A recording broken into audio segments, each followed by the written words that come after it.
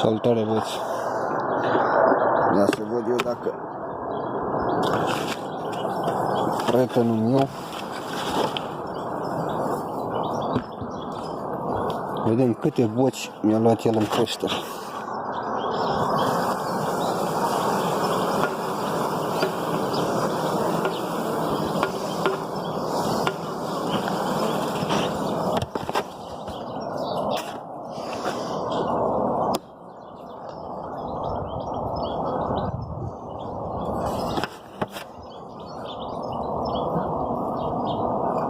Asta are și matca aici. Și am pus lui experiment să-l văd eu ce face el aici.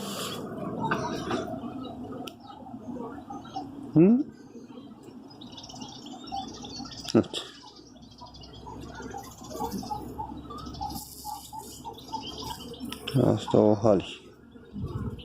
Asta atinsă eu, cred că.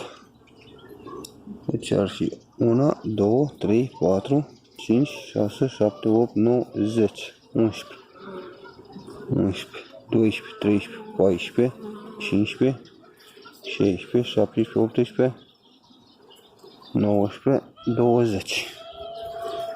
E bun.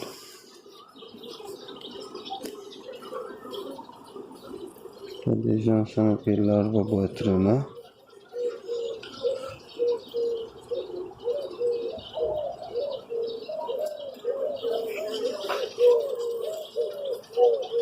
Bag eu la loc să vedem pe alte rame dacă a mai făcut el, că eu ce am făcut aici.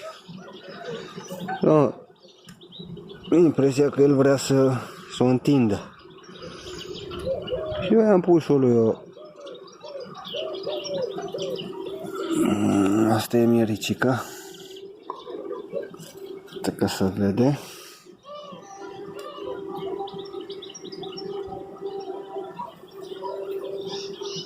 Asta e matca de la Nenea Mircea. Nenea Mircea Belean. Cu ocazia asta te salut, meștere. Să dau eu pe asta, uite aici. Dăm pe asta în partea asta. Căutăm mai departe. Să vedem, am mai făcut el ceva pe aici sau e doar o impresie.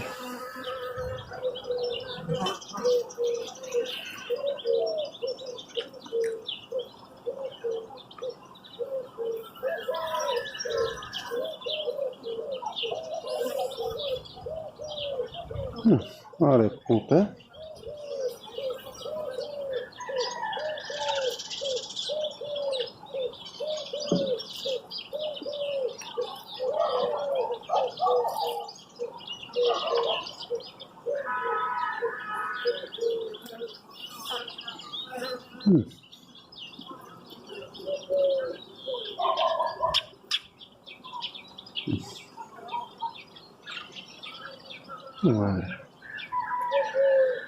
Dacă le ține pe alea, îi bani.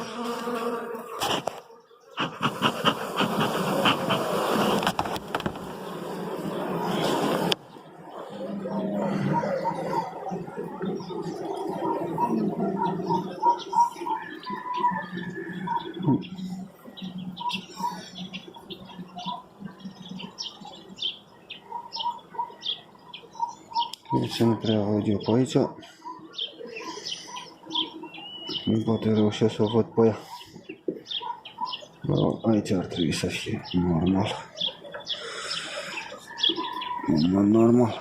Sunt ouă. Normal aici ar trebui să fie.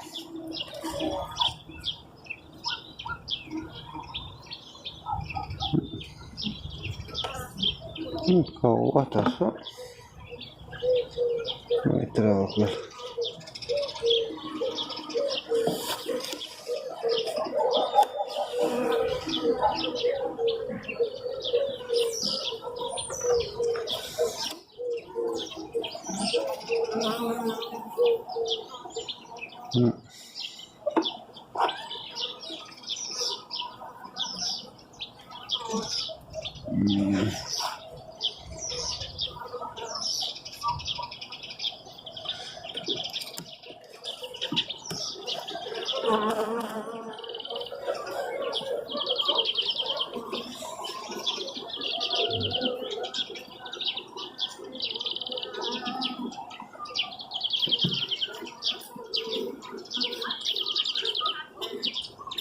Nu, cu aia nu o văd.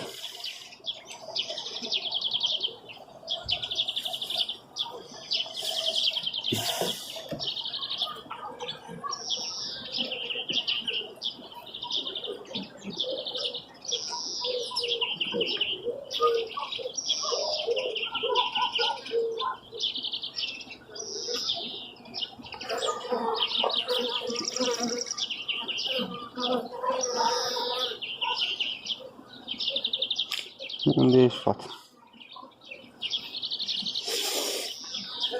Uite.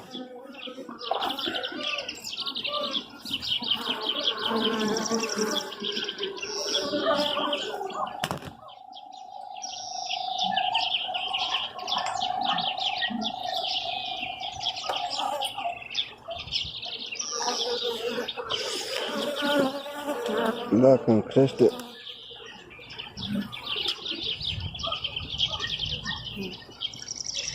bocile astea care le am eu, și așa tot e bun.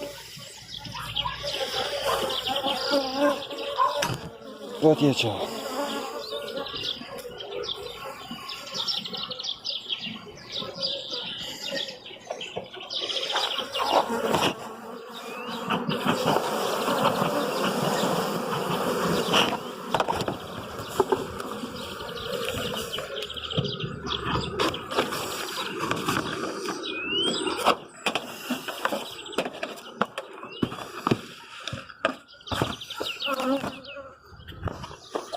Nici așa am o matcă de schimb liniștit. Nu știu cât de bine se vede pe aici așa, da. E o matcă care mie îmi place cum merge.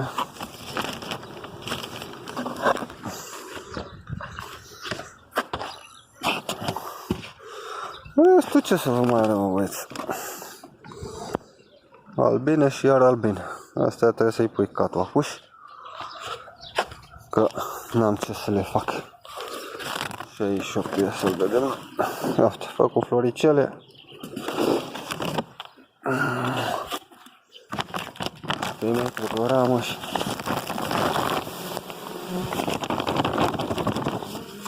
punem pe el.